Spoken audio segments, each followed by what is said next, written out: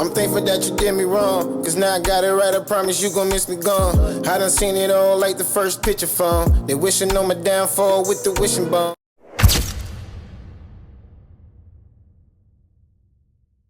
Unless you was on cloud 10 under a rock, have you heard the motherfucking word? What's good, y'all? It's yours truly. Once again, Heartbreak Ace. If you're familiar with my content or not, hit that like, comment, subscribe so the algorithm can get this breaking content every time I upload. It's breaking news today, y'all. It ain't an algorithm this time. I don't even know who he was since the last time I blocked his eye. Yeah, I had to date the algorithm eye. You probably can't see it. You probably looking around like this. But if you see the algorithms tell him I'm still gonna get him again and dot his other eye.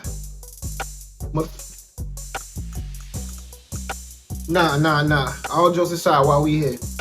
Breaking news, people. Florida rapper, 26-year-old Julio Foolio was reported shot and killed on his birthday. Before I even go any further, let's spin the block. Pool party start today at 5, 6 o'clock. If you already got the address, pull up, man. You got the address, pull up. If you need the address, DM me right now. The pool party start at 5, 6 o'clock. DM me for the address or DM Julio booking ESPN. I'm gonna put it right here. We just got here, bruh. You got to add it. You got to add it, man. Push up. We just got to this bit. Tampa, Florida, man. You already got to add it to the pool party. Push up at 5:30, man. Push up at 5:30, man. We finna get everything right. Push up at 5:30, 6 o'clock, man. It's up. Got me drinking, cuz. I don't even drink, cuz. Hold on.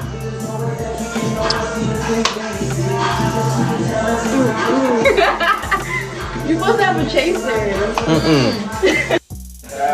Appreciate everybody popping out for my birthday, you know what I'm saying? Happy birthday. Happy birthday. Everybody got their shot, put their shot in the air, man. Okay, David. Everybody take that shit on 3, man. 1, 2, 3.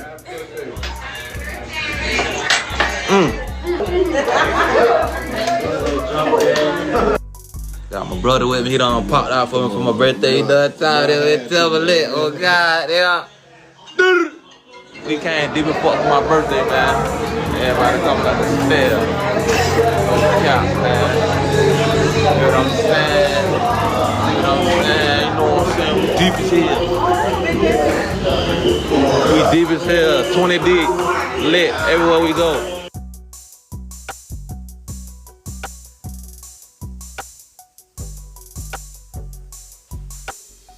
We know at this point, around 4:40 this morning, we received a 911 call about a shooting that happened here in the parking lot behind me on McKinley and Fowler.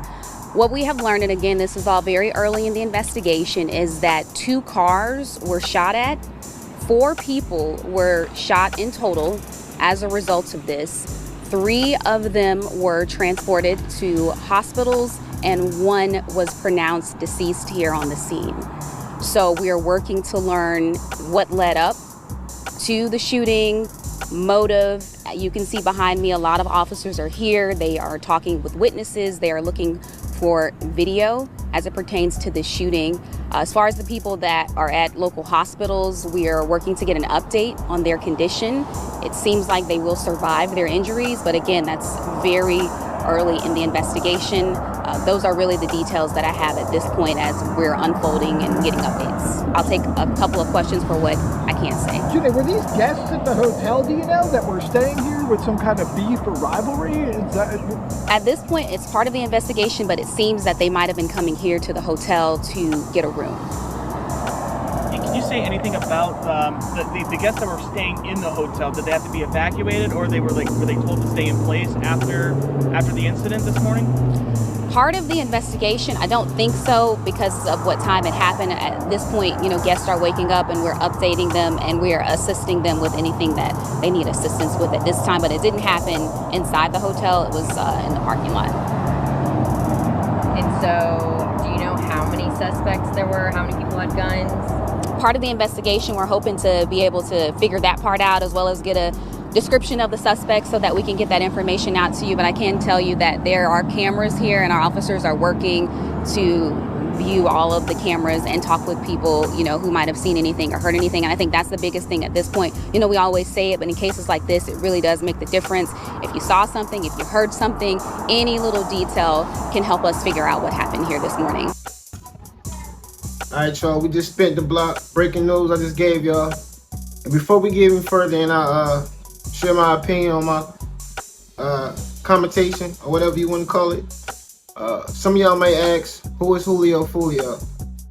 I mean, the young crowd probably know who he is, but people that's around my generation, my age, they probably don't know who Julio Foolio is. And even people that's younger than my generation, some of them might just not know who he is. Most people, they know anything about Florida rappers, they know about XXX Tentacion and Kodak. Well, I got y'all. Let y'all know exactly who Julio Foolio is. Spin the block again. All crazy in the booth, but never really lived that life. But Julio Foolio is the opposite. He sparked one of the deadliest wars in rap history and survived 4 shootouts. But most fans have no idea how wild his story really is.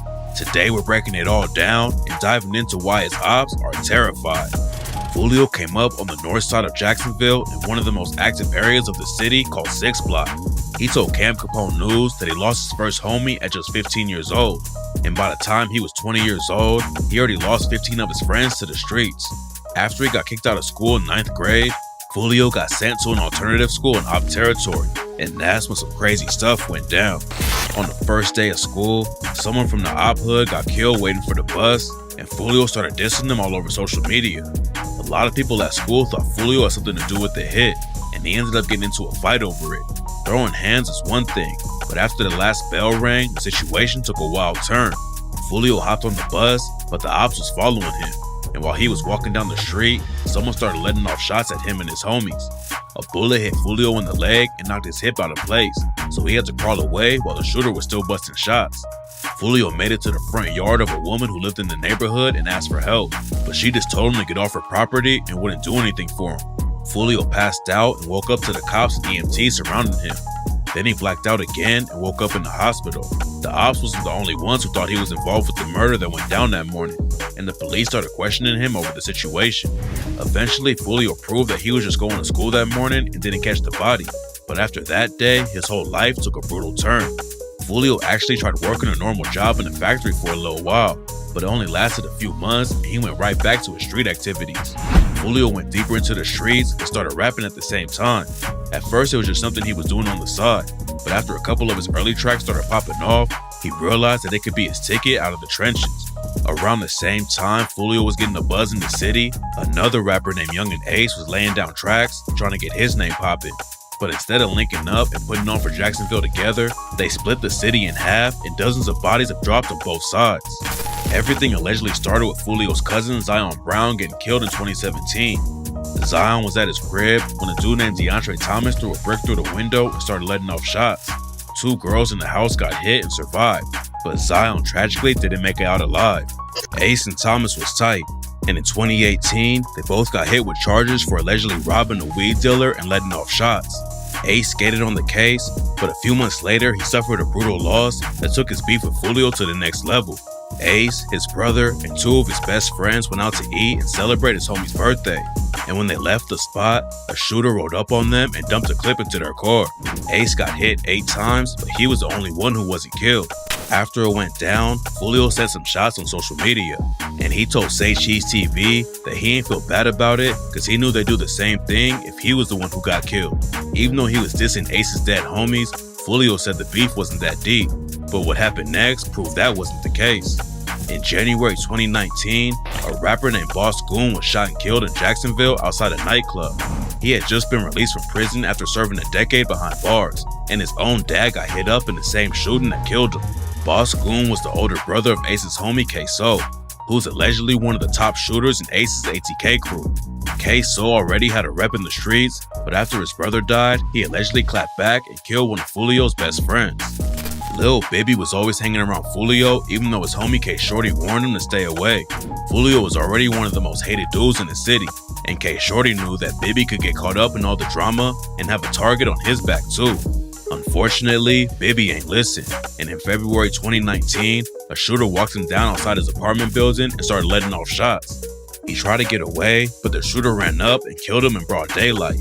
Ace's side started dissing Bibby like crazy, and K-So dropped the track K-So bitch and rapped, "And you know we smoke Lil Bibby bitch, K-So bitch, Glocks and Rugers, we be hitting shit, we slipping shit, don't run, we chase you down, we blitzing shit, we blitzing shit, don't be Bibbied out, we hitting shit, and shots a little bitch, Bibbied out." Now K-So is facing a murder charge for killing Bibby. Plus he's fighting another case for allegedly killing another one of Foolio's homies named Lil Buck. Then Foolio's side allegedly clapped back by taking out Ace's homie Leaky. Leaky was one of Foolio's biggest ops, and Leaky allegedly even shot his girlfriend's finger off. In April 2020, Foolio's girlfriend Bubin was driving his whip when a shooter rolled through and started letting off shots at her and her friend. Bubin tried to drive off and duck away from the that Leaky was the one who pulled up on them, and his homie spin a Benz dissed Foolio over it on the track I Don't Smoke Kendre and rapped, "This nigga mama got shot and he's still tweaking. This nigga bitch got shot. Cool, I know she leaving. They shot that whole finger off, she couldn't even tweet it." A month after Bubin got hit, Leaky allegedly kills another dude from 6th block named 3-5. 3-5 was just posted on the block with some homies when a shooter hopped out of a whip and hit all of them. 3-5's homies survived, but unfortunately, he didn't make it out. According to some people, Leaky was one of the most active dudes in the city, and he allegedly took out another op 1 month after 3-5 died. A rapper named Jump Out Squeeze had just dropped a diss track against Leaky and some of his homies. Then 10 days later, he was murdered while trying to apply for a job at an Amazon warehouse. Leaky was putting on crazy pressure in the street, and in September 2020, it all caught up to him when he was killed sitting right next to Spin a Benz. They was both in the whip with some other homies when another car pulled up and started letting off shots, and by the time they was finished, Leaky was dead. Nobody was ever booked for the murder, but Leaky's sister claims that Foolio was involved with the hit. After he died, Foolio hopped on Rod K's track All Gas and rapped, "Shot my car up twice, then hit my bitch. Now Leaky, rest in peace." Then he named a song after Leaky and said, "100K, he'll shake the room. Sweep his block, we don't need no broom. They ask me how high I am, I'm Leaky high, I'm to the moon." Getting Leaky out of the picture was a big win for Foolio and 6th block, but then they suffered 2 more losses back to back. Foolio's homie Spaz 2 times was found shot to death at the Hilltop Village apartments where Bibby died. Then the very next day, Rod K was killed in the same place. After it went down, Spin a Benz dropped the track I Don't Smoke Kendre and rapped, "Rod K died, he was spinning, guess he freezed up. Fuck his last words, cool, the last thing he seen was us." And Spaz 2 times got dropped, how he do that? Scrolling through his phone in Hilltop, thought you knew that. The violence in Jacksonville was getting crazier every day, but Foolio wasn't safe even when he left the city.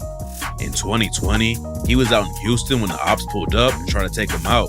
They shot up his whip and grazed him in the neck, but Foolio hopped right back on social media to clown the ops for not finishing the job.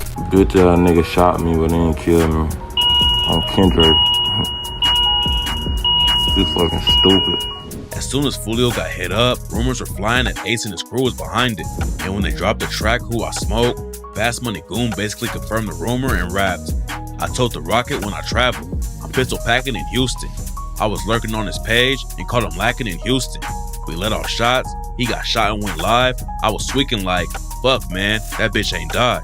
Who I Smoke took the war in Jacksonville to another level.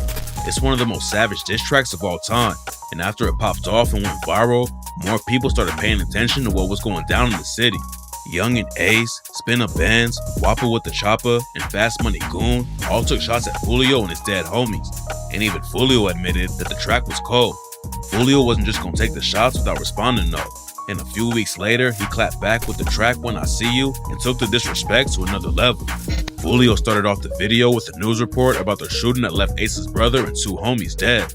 He also printed out a flyer with their pictures on it and danced in front of it while dissing them with lines like, "Ace from the West, how he clicked up with the East Side. He ain't been the same since he seen the other 3 die. Bitch, I'm 2-3 high. Bitch, say your goodbye.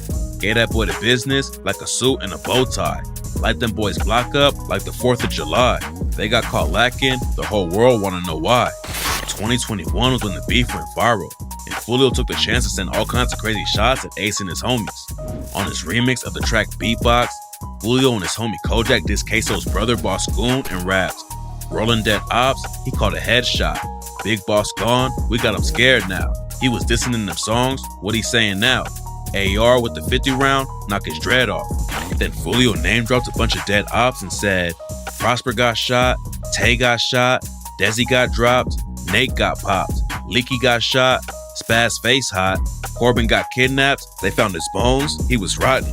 Corbin Johnson was a dude affiliated with the same set as Lil Leaky. Just like Jump Out, who Leaky allegedly killed, one of the last places Corbin was seen alive was at the Amazon warehouse. He had an interview that day, but after he left his mom's crib around 9:30 that night, he was never seen again. They put a missing persons report out on him 2 days later, but nobody found him until the next year. Exactly 1 year after he disappeared, Corbin's body was found in the woods wrapped up in a plastic bag. Nobody knows who actually took him out, but Foolio's been dissing him ever since. Foolio kept the pressure up on the raps. Alright, y'all, we spent the block a couple times. First off, before I even go any further, I want to say my condolences to the family.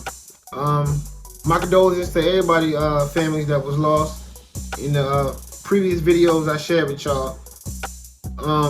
Now, let's be honest and just say this. You live by the gun, you die by that same fate. Sad to say. And how many more of these videos we got to see on the internet or social media or the news with these young adults? Definitely, specifically black men, young black men, before they even got a chance to experience life. How many more times do we have to see this happen before we put a stop to this? All this drill type of rap scene nonsense, it's gotta stop. It gotta go. And for that reason, I sat and thought about it. And me being a Drake fan, even though it's totally off subject, but it's gonna tie in together. Just bear with me. I'm still a Drake fan over Kendrick. But I will say this. That Juneteenth performance, situation like this, if that was the narrative he was trying to do, because some people say he was just trying to make it like a West Coast thing because he just had the West Coast people there. But some also say it was just for the culture in a whole, for black people to unite and overcome our differences and try to stick together positively and grow, that's my whole thing, my whole channel. That's what I stand for, even with my music. If that was the basis of Juneteenth, I ain't gonna lie to y'all, I officially became a Kendrick Lamar fan. No, I still more of a Drake fan than Kendrick, because I wasn't a Kendrick fan at all. But after all of this, after the way he handled his situation in this beef, overcalculated my goat, and what he did for Juneteenth, to unite the black people, if that's what it was for, today, what is it? June 23rd, 2024 is the day I have become a Kendrick Lamar fan. Because that event is the reason why that was important. To stop stuff like this. This narrative, we got to get out of this narrative. Just because we black don't mean we can't have the suit and tie. It's not corny to have the suit and tie on. We can be in these places where we say the white man only supposed to be at. I don't even know what that means. We all created equal here. We can go to these places these people at, or we can at least try to strive for that. Instead of striving how to learn how to break up a block and tote a gun.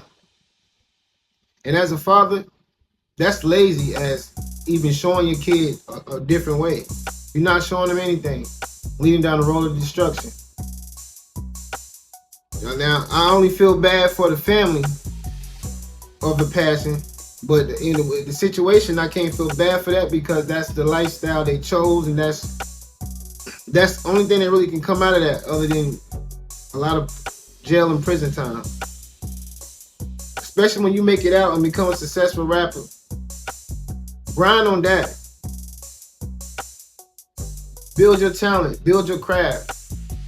You made it out of the hood, so stay out of the hood. Let them call you corny. No, I was in school in the streets. But I was one of those high GPA, nerdy type of niggas. Like, I was street smart and book smart. And I'm here to tell you today, all the ones that used to think I was corny, they're doing life in prison, or they're not living no more. And I'm not exaggerating. I'm serious. This ain't no scared straight type of video. I'm telling y'all the truth. That's the only two options that end up for all of them.